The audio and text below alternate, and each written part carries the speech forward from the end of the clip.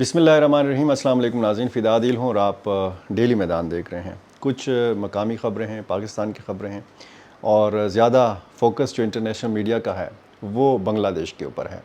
बांग्लादेश की वज़ीर-ए-आज़म शेख हसीना वाजिद मुल्क से फ़रार हो चुकी हैं, इंडिया मुंतकिल हो चुकी हैं और इस वक्त इंडियन एयर फ़ोर्स और सिक्योरिटी फ़ोर्सेस जो हैं इनकी हिफाजती तहवील में हैं।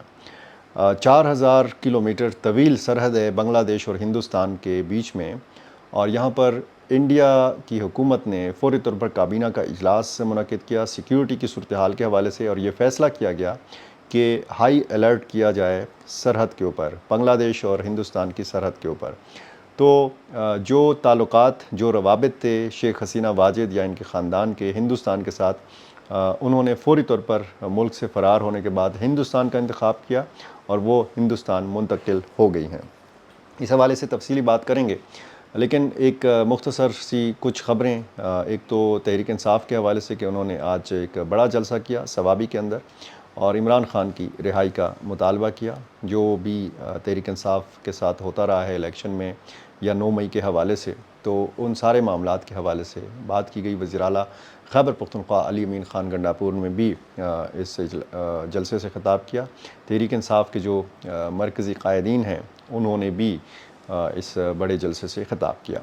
पाकिस्तान और अफ़गानिस्तान के बीच में जो सरहदी पॉइंट है जो सबसे ज़्यादा इस्तेमाल होता है, तुरखम, ये 1 अगस्त से बंद है। ये बताया गया है कि वन डॉक्यूमेंट रजीम के तहत दोबारा वो फ़ैसला नाफिज कर दिया गया है कि जी कोई भी बग़ैर वीज़े पासपोर्ट के नहीं आ सकता। ये जो पाकिस्तान बार बार ये कहता है कि कोई भी गैर मुल्की कानूनी दस्तावेज़ात के बग़ैर जो तमाम सफ़री दस्तावेज़ात हैं, जितने भी तकाज़े हैं, ये पूरे किए बग़ैर कोई भी शहरी, कोई भी ताजिर, कोई भी माल बरदार गाड़ी जो है या उसका ड्राइवर पाकिस्तान के अंदर नहीं दाखिल हो सकता।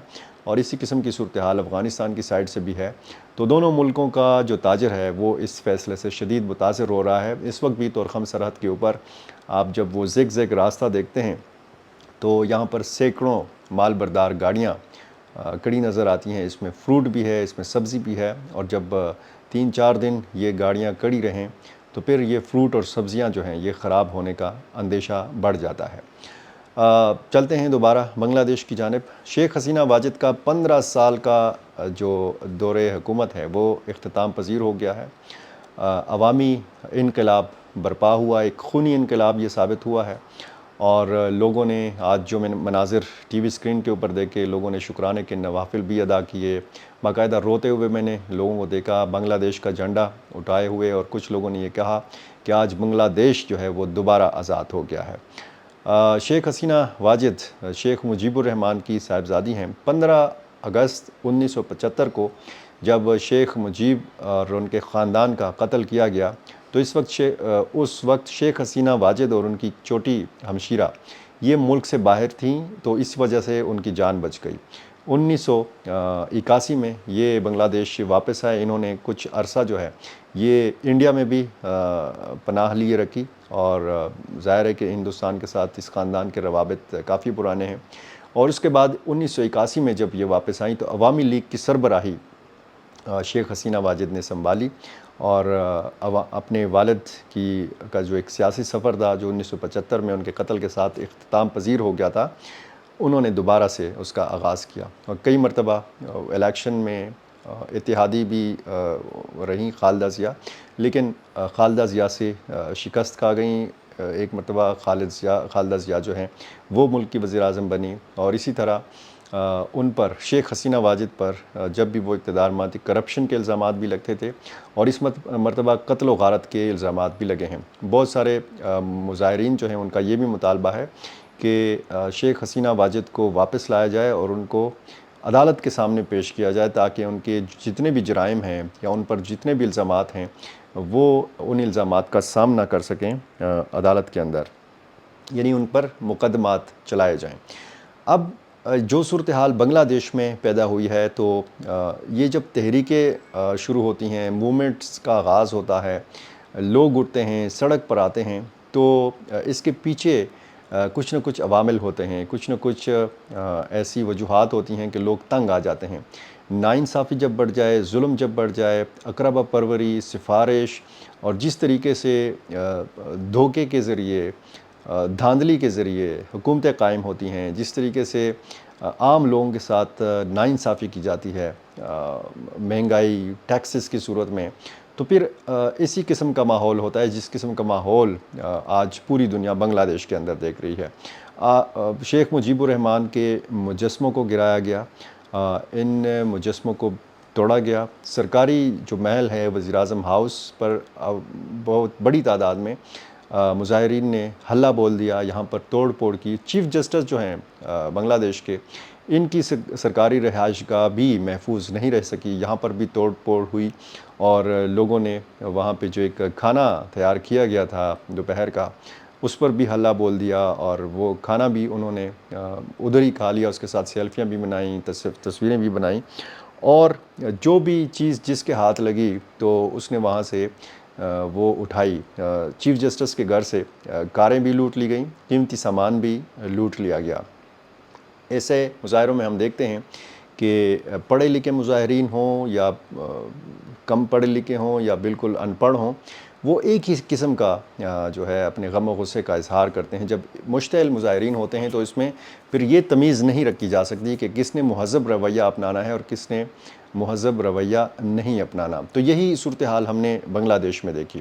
اب مسئلہ کیا تھا؟ مسئلہ یہ تھا کہ 1971 میں جن لوگوں نے بنگلہ دیش کی آزادی میں کردار ادا کیا تھا، یعنی فریڈم فائٹرز جن کو کہا جاتا ہے، جنگ آزادی کے جو ہیرو جن کو مانا جاتا ہے، ان کے لیے ایک ملازمتوں میں، سرکاری ملازمتوں میں کوٹا سسٹم تھا، 1971 سے چلا آ رہا تھا، بلکہ 1972 سے، یعنی آزادی کے اگلے سال سے یہ سلسلہ چلا آ رہا تھا، اور اس کے بعد یہ فریڈم فائٹرز جو ہیں، ان کے بیٹوں کے لیے، ان کی اولاد کے لیے پھر یہ کوٹا سسٹم بڑھایا گیا، اور اب خالدہ ضیاء کی شیخ حسینہ واجد کی حکومت میں ایسے فریڈم فائٹرز کے لیے، یعنی ان کے پڑ پوتوں کے لیے اور پڑ پوتیوں کے لیے بھی، گرینڈ سنز اور گرینڈ ڈاٹرز کے لیے بھی یہ کوٹا بڑھا دیا گیا۔ اسی پر بنگلہ دیش کے اسٹوڈنٹس نے احتجاج شروع کیا، اور انہوں نے کہا کہ یہ جو 30% کا کوٹا ان لوگوں کے لیے رکھا گیا ہے، یہ ناانصافی ہے،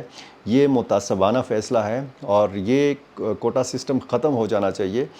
صرف اور صرف میرٹ کی بنیاد کے اوپر یہ سرکاری ملازمتیں ملنی چاہیے۔ یہاں سے پھر آغاز ہوا، کئی ہفتوں تک چلا، اور پھر سول نافرمانی کی تحریک شروع کی گئی۔ 2-3 دنوں میں 300 کے لگ بھگ لوگ جاں بحق ہو گئے۔ باقاعدہ رضاکاروں کا نعرہ لگایا گیا۔ رضاکار ان لوگوں کو کہا جاتا ہے کہ جنہوں نے 1971 میں باقاعدہ پاکستانی فوج کا، مغربی پاکستان کا ساتھ دیا تھا، اور شیخ حسینہ واجد نے اپنی ایک تقریر میں یہ الزام لگایا تھا کہ جتنے بھی یہ پروٹیسٹرز ہیں، جتنے بھی مظاہرین ہیں، ان کا تعلق پاکستان سے ہے اور یہ رضاکار ہیں۔ تو یہ اس رد عمل میں وہ نعرہ بھی خاصا مقبول ہو گیا، خاصا پاپولر ہو گیا کہ جی ہم کون ہیں؟ ہم رضاکار ہیں۔ تو یہی پروٹیسٹر جو ہیں، یہ پھر خود کو رضاکار کہہ کر فخریہ انداز میں یہ کہتے رہے کہ ہاں ہم رضاکار ہیں۔ تو یہ سلسلہ بڑھا، اور اس حد تک بڑھا کہ حکومت کے کنٹرول سے یہ چیز باہر آ گئی۔ آرمی چیف بنگلہ دیش کے جنرل جنرل وقار الزمان نے یہ اعلان کیا ہے کہ اس وقت استعفیٰ مل چکا ہے۔ ایک 45 منٹ کی مہلت دی تھی شیخ حسینہ واجد کو آرمی چیف نے کہ آپ 45 منٹ کے اندر اندر اپنا عہدہ چھوڑ دیں۔ انہوں نے استعفیٰ دیا، اور فوری طور پر وہ بنگلہ دیش کی ایئر فورس کا جو ہیلی کاپٹر ہے اس میں سوار ہوئیں اپنی ہمشیرہ کے ہمراہ۔ ان کے ہمراہ کچھ بیگس بھی تھے، اب ان بیگس کے اندر کیا تھا یہ ابھی تک معلوم نہیں ہو سکا، اور اس ہیلی کاپٹر نے اڑان بھری اور یہ اترا ہندوستان میں، جو مشرقی ایک ریاست ہے وہاں پہ، اور اب یہ بتایا جا رہا ہے کہ وہ نئی دہلی منتقل ہو چکی ہیں۔ نئی دہلی کے حوالے سے اور انڈین میڈیا کے حوالے سے یہ خبریں گردش میں ہیں کہ ہندوستان کی حکومت نے شیخ حسینہ واجد کو پیٹھ دکھائی ہے، اور بس ان کو جتنا استعمال کرنا تھا استعمال کر لیا۔ سیاسی پناہ ہندوستان نہیں دینے والا۔ اس کے بعد یہ فیصلہ ہوا ہے، یا شاید یہ فیصلہ ہوگا کہ شیخ حسینہ واجد جو ہیں یہ فن لینڈ منتقل ہوں گی، یا پھر برطانیہ منتقل ہو جائیں گی، لندن منتقل ہو جائیں گی، اور وہاں پہ یہ اپلائی کریں گی سیاسی پناہ کے لیے۔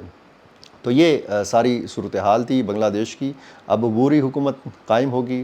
جو سجیب واجد ہیں یہ صاحبزادے ہیں شیخ حسینہ واجد کے, اور انہوں نے آرمی چیف پر زور دیا ہے کہ وہ 1 منٹ کے لیے بھی کسی غیر منتخب حکومت کو اقتدار نہ سونپنے دیں, آئین کا تحفظ کریں, لوگوں کا تحفظ کریں. اور ہم نے جس طریقے سے بنگلہ دیش کو ترقی دی تھی اب یہ 0 پہ ترقی آ جائے گی اور بنگلہ دیش بہت پیچھے چلا جائے گا. شیخ حسینہ واجد کے صاحبزادے نے باقاعدہ BBC کو یہ انٹرویو دیا اور انہوں نے کہا کہ ان کی والدہ کا اس کے بعد کوئی ارادہ نہیں ہے کہ وہ بنگلہ دیش کی سیاست میں واپس آئیں گی. ایک بہت بڑا بیان دیا ہے شیخ حسینہ واجد کے صاحبزادے نے. اب دیکھنا یہ ہے کہ بنگلہ دیش کی جو اس وقت سیاسی اور جو سیکیورٹی صورتحال ہے وہ کہاں جا کر رکتی ہے. آرمی نے اگر ایک فرار ہونے کا موقع فراہم کیا ہے تو کچھ لوگوں میں یہ بھی غم و غصہ ہے کہ آرمی نے کیسے شیخ حسینہ واجد کو ملک سے فرار ہونے کا موقع دیا ہے. بنگلہ دیش کا ایئر فورس کا ہیلی کاپٹر استعمال ہوا ہے اور اس میں یہ بھی بتایا گیا ہے کہ کچھ لوگ یہ مطالبات کر رہے ہیں کہ شیخ حسینہ واجد کو ملک واپس لایا جائے اور ان کو جو ہے مقدمات کا ان کو سامنا کرنا چاہیے. ان کے خلاف باقاعدہ قانونی کارروائی ہونی چاہیے. تو یہ اس خطے کی ساری صورتحال ہے. اور اس وقت جتنی افراتفری بنگلہ دیش کے اندر ہے اور بہت سارے علاقوں میں افراتفری کا چونکہ ماحول اب نہیں ہے, بہت سارے علاقوں میں حالات تھم بھی چکے ہیں, لیکن ڈھاکہ فی الحال جو ہے وہ سخت سیکیورٹی حصار میں ہے اور اسی طرح ہندوستان میں بھی سخت سیکیورٹی انتظامات کیے گئے ہیں. تو یہ کچھ تازہ ترین اپڈیٹس تھیں بنگلہ دیش کے حوالے سے. اور میں نے آپ کو شروع میں جیسے بتایا کہ بنگلہ دیش کے صدر نے یہ اعلان کیا ہے کہ خالدہ ضیاء کو جیل سے فوری طور پر رہا کیا جائے. یہ بھی تازہ ترین خبر ہے. بہت شکریہ.